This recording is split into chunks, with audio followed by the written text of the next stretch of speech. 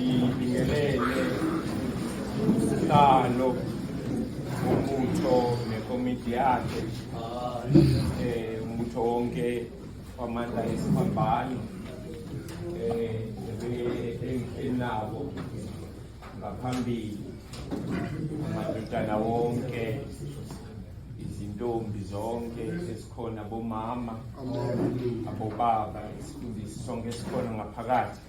Ngiyanibingelela abazalwane kwelihle igama elingumfowethu uJesu Kristu. Amen. Ngokukhethekile ivumeleni bazalwane ngibingelele umoya engcwele ukhona kule ndawo. Sanibonani bazalwane. Unganeke nje engizokwenza emabhayibhelini ethu incwadi ngokukaLuka chapter 23 mangiqeda ukufunda utuzini ngiyacela ubikele uJehova ukuthi yimi lo omile kungakhulumi mina kodwa kukhulume yena. Amen. Incwadi ngokukamvangeli uLuka chapter 23 ivesi ngizoqala lapha kuverse 44.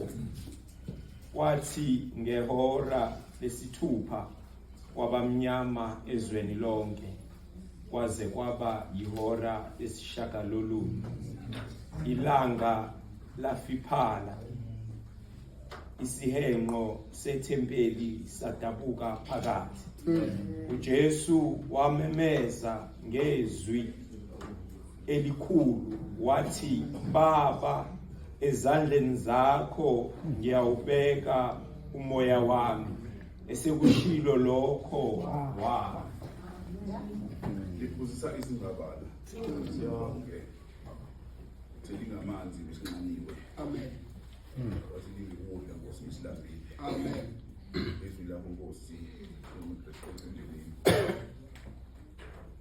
sekhulunywa Nkosi sithoneni manje kwamazwi akho incika Nkosi siyayazi ekuhlaleni siyayazi ekuhambeni simanayo namhlanje kusifihle ibumbhobho lesilayo. Amen.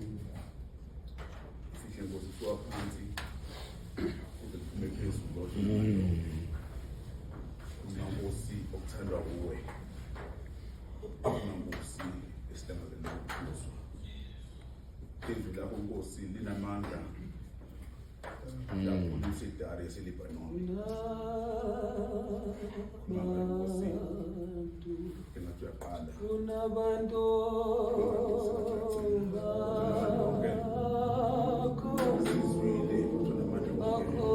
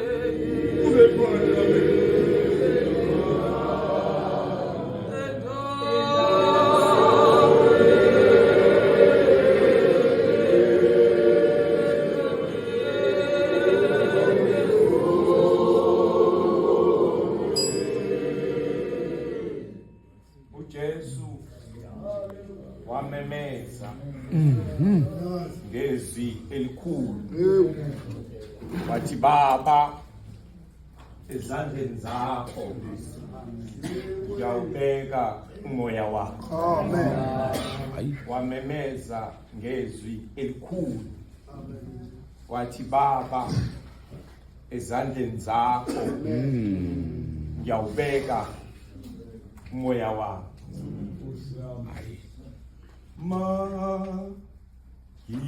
Ngisondele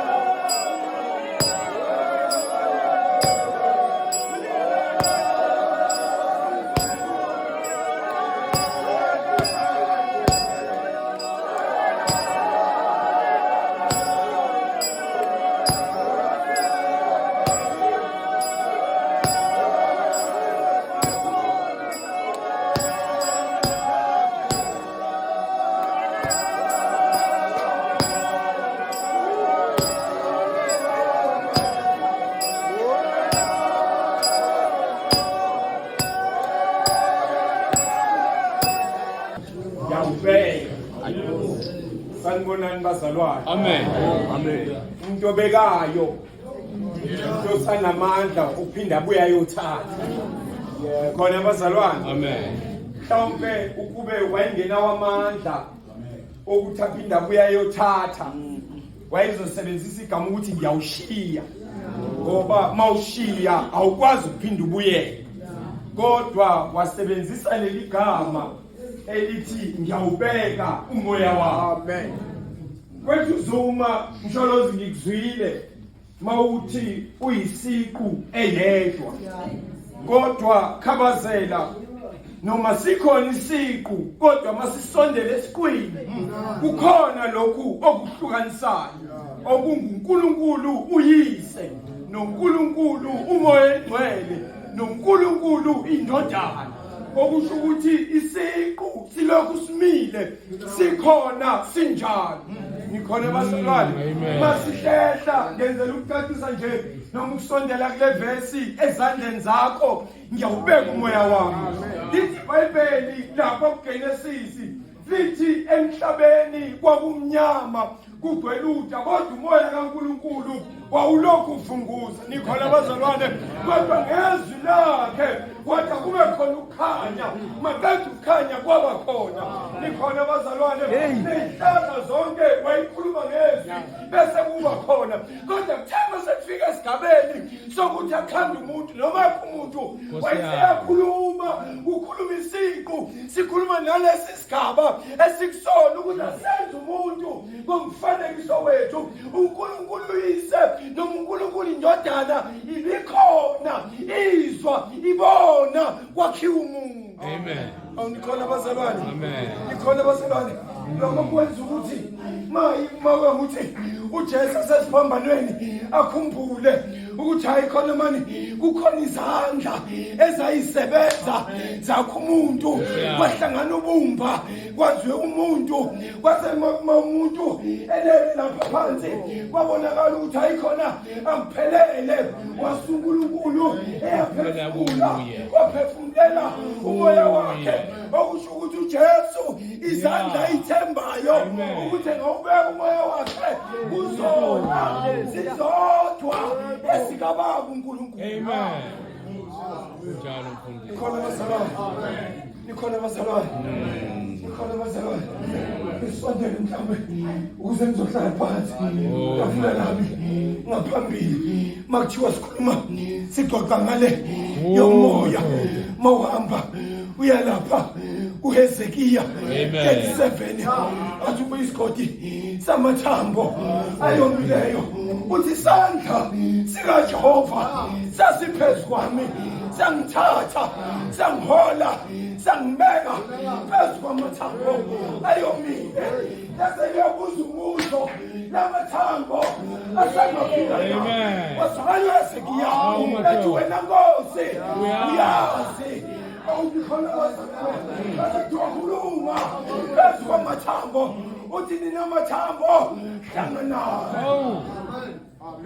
Nikhona bazalwane, kuthiwa wakhala uNkulunkulu phakathi emgodini uhlangana ithambo kwelinye ithambo, kwelinye inyama yasondelana nenye inyama, basephelele sehlanganisile.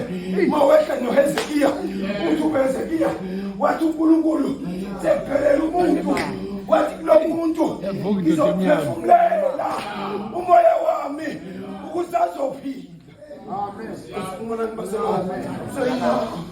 Ingakho uJesu bese siphambanweni ethi ayikho enye indawo engabeka kuyo umoya wami ongaphandle kwezandla zakhe, ngoba esandleni zakhe kuphephile, esandleni zakhe ziseyifu.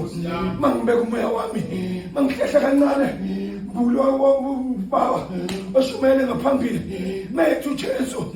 Bazalwane, noma asikazivumelane ngalento ukuthi uJesu eyedwa emzimbeni wakhe kwakuphila umoya engcwele ngokuphelele, kuphinde kuphile umuntu ngokuphelele, kuphile emzimbeni wakhe. Sokule vesi ethi kufeziwe uyakholosha Ewe. ukholoshela uNkulunkulu after uNkulunkulu emflathelile ngenxa yezono ezaseyihleli kuye wathi kulungile baba noma ungangishiya kodwa sivumelane engisenzile nawe ekhaya ezulwini sewathi ngizobafela emhlabeni ngisifezile bathi abafana bebhebheli wakhe besikhanda wafa ubani lofayo ufumo unguinyama bazalwane bami ufumo ngevese iyona efayo ube sasikhona bafundisi sasofunda lo mbhalo ukuthi umhlabathi emhlabathini uthuli othulini ngoba kwenyama sekuyela enyameni wasiyakhumbula nje ukuthi njengoba inyama isibuyela la ivela khona ukhona into ezaqhubeka wakho aliphelile baba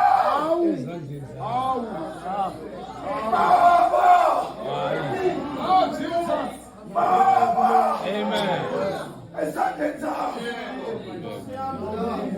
esandleni zakho sekiyaphela ngenyama inyama isibuyela emhlabathini kodwa khona into moya uyaqhubeka fanele kubuyele ingakho ethi baba esandleni zakho ngiyawubeka asinoma hlala ungangivumela yini ngimemezele ezweni lasetshene elimnyama ukuthi nansi indawo ephephile yembeka umoya nansi indawo esafe ongeke uyisole mawubeka kuye Oh.